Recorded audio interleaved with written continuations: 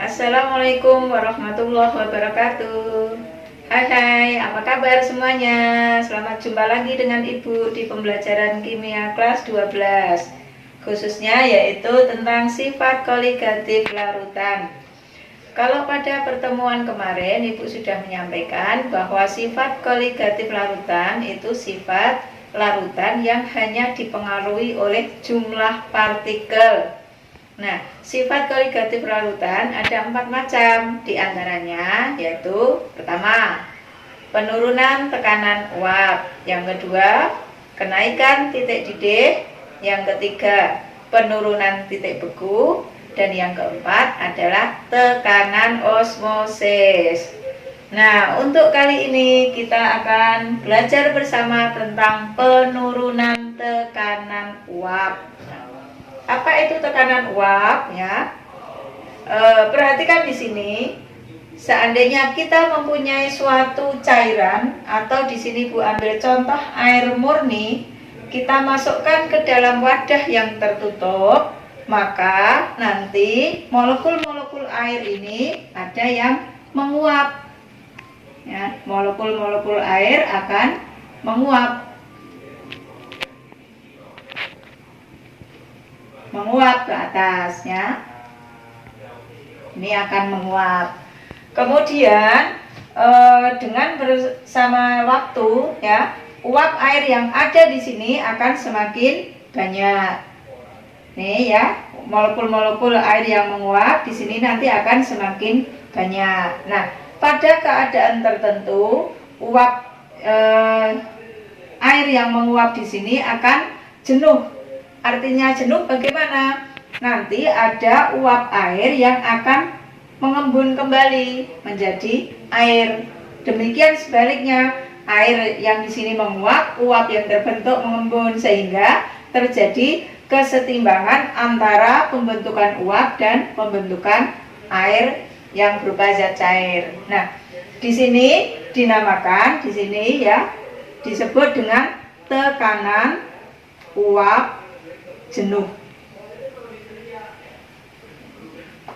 Ya, jadi tekanan uap jenuh ini tekanan yang terjadi ketika suatu molekul dari zat cair menguap, kemudian uapnya itu akan membentuk kembali molekul zat cair tadi, tetapi di sini terjadi kesetimbangan antara pembentukan uap dengan pembentukan molekul cairnya, atau kalau di sini khususnya air. Kita lanjutkan. Apa yang akan terjadi ketika dalam air murni ini kita tambahkan dengan gula? Contohnya di sini ya. Ini yang tanpa bulatan hitam adalah molekul air, kemudian yang hitam ini adalah molekul gula. Kalau tadi ada proses penguapan, molekul air berubah menjadi uap, di sini juga terjadi penguapan. Jadi di sini yang kita tambahkan adalah zat padat yang sukar menguap. Ya, misalnya dalam air tadi kita tambahkan zat padat yang sukar menguap. Contohnya adalah gula. Karena gula ini pada suhu kamar berupa zat padat, tapi gula juga sukar untuk menguap. Nah, ketika gula ini kita tambahkan ke dalam air, maka ya, molekul-molekul air ini akan terhalangi oleh molekul gula ketika akan menguap. Ini, perhatikan gambarnya. Misalnya di sini ada molekul air. Untuk menguap ke atas dia terhalang ada molekul gula.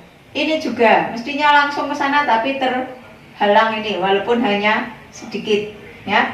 Sehingga terjadi di sini ketika pada suhu yang sama, ini tadi ketika tekanan jenuh misalnya pada suhu 25 derajat Celcius, ini juga pada suhu 25 derajat Celcius. Maka ketika pada suhu yang sama ini, molekul air yang menguap dibandingkan dengan yang di sini tentunya lebih sedikit yang di sini. Kenapa bisa lebih sedikit? Yaitu molekul air terhalang oleh molekul-molekul gula untuk menguap. Maka terjadi yang disebut dengan penurunan tekanan uap. Kalau ini tadi tekanan uapnya adalah P0 misalnya ya, tekanan uap jenuh air ini P0, ini tekanan uapnya P. Kira-kira bagaimana nilai dari P0 dengan P pada suhu yang sama ya? Tentu tekanan uap jenuhnya ya akan lebih rendah yang ada gulanya, karena tadi molekul-molekul air terhalang oleh molekul gula untuk menguap, sehingga tekanannya di sini dibandingkan tekanan yang ada di sini ini lebih kecil ya. Ini misalnya di sini ada uap air yang banyak pada suhu yang sama, ini lebih sedikit ya. Nih, pada suhu yang sama, sehingga terjadi yang disebut dengan penurunan tekanan uap. Apa penyebabnya terjadi penurunan tekanan uap? Yaitu tadi adanya molekul-molekul zat terlarut yang menghalangi molekul-molekul pelarut untuk proses menguap ya. Ini kalau kita tulis P0 itu lebih besar dibandingkan dengan P. Ini tadi tekanan jenuh pelarut murni P0, kemudian tekanan uap dari larutan adalah P. Nah, ini ada selisih antara P0 dengan P. Selisihnya bisa dituliskan delta P sama dengan P0 dikurangi P. Delta P itu selisih dari ini tadi tekanan uap jenuh pelarut murni dengan tekanan uap jenuh larutan gula ya. Delta P disebut juga dengan penurunan tekanan uap. Nah, kemudian Rath mengatakan yang sering disebut dengan hukum Rath ya, hukum Rath menyatakan bahwa besarnya penurunan tekanan uap akan berbanding lurus dengan fraksi mol zat terlarut dikalikan dengan tekanan uap jenuh pelarut murni. Ya, ini Rath. Kemarin kita sudah belajar tentang fraksi mol. Jadi fraksi mol digunakan di sini. Hukum Rath tadi menyatakan bahwa besarnya penurunan tekanan uap larutan berbanding lurus dengan fraksi mol zat terlarut dikalikan dengan tekanan jenuh pelarut murni, atau secara matematis hukum Rath dinyatakan dengan delta P sama dengan XT fraksi mol terlarut dikalikan dengan tekanan uap jenuh pelarut murni. Jadi delta P sama dengan XT kali P0.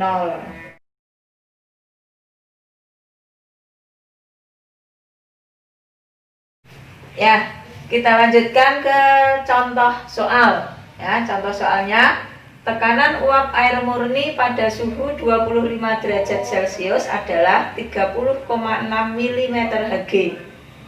Tentukan tekanan uap larutan jika ke dalam 90 gram air dilarutkan 18 gram glukosa atau C6H12O6. Baik, untuk menyelesaikan soal ini ya, kita tuliskan dulu saja di sini diketahui 30,6 mm Hg itu adalah tekanan uap air murni, berarti sebagai P0. Kemudian 90 gram air ini berarti sebagai massa dari pelarut, maka massa pelarut 90 gram. Kemudian 18 gram ini sebagai massa terlarut. Kalau diberi lambang ini massa pelarut biasanya ya M gitu ya, kemudian massa terlarut itu biasanya P ya. Kemudian yang ditanyakan tekanan uap jenuh larutan. P sama dengan XT kali P0. P itu tekanan uap jenuh larutan, XP fraksi mol pelarut, dan P0 adalah tekanan uap jenuh pelarut murni. Kita hitung XP terlebih dahulu. XP sama dengan NP dibagi NT plus NP.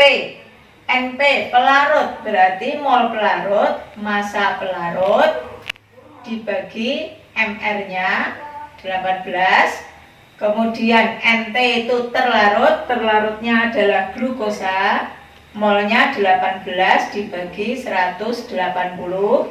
Oh ya, ini kemarin sudah dipelajari ya, bahwa MR glukosa itu 180, kemudian NP ini 90 per 18. Hasilnya adalah 5 dibagi ini 0,1 ditambah 5 atau 5 per 5,1. Kita kembali ke persamaan ini ya. P sama dengan XP kali P0. XP-nya adalah itu tadi 5 per 5,1 kali P0-nya berapa? 30,6. Ini akan diperoleh angka 30 mm Hg. Jadi tekanan uap larutannya yaitu sebesar 30 mm Hg ya.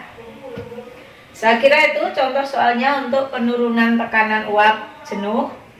Kita lanjutkan lagi di pertemuan berikutnya untuk membahas sifat koligatif selanjutnya.